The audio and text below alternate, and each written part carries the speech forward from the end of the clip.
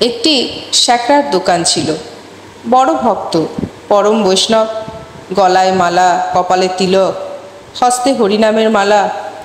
সকলে বিশ্বাস করে ওই দোকানেই আসে, ভাবে এরা পরম ভক্ত, কখনো ঠকাতে যাবে না।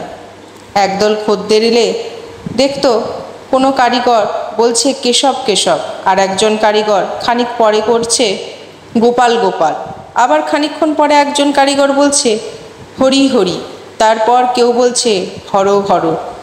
কাছে কাছে এত ভগবানের নাম দেখে খরিদ্দারেরা সহজেই মনে করত এ শ্যাকরা অতি উত্তম লোক।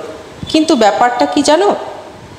যে বললে কেশব কেশব, তার মনের ভাব এসব খদ্দের কে। যে বললে গোপাল গোপাল, তার অর্থ এই যে আমি এদের চেয়ে চেয়ে দেখলুম এরা গরুর পাল। যে বললে হরি হরি, তার অর্থ এই যে যদি গরুর পাল তবে হরি অর্থাৎ হরণ করি। যে বললে হর হর, তার মানে এই তবে হরণ করো হরণ করো, এরা তো গরুর পাল।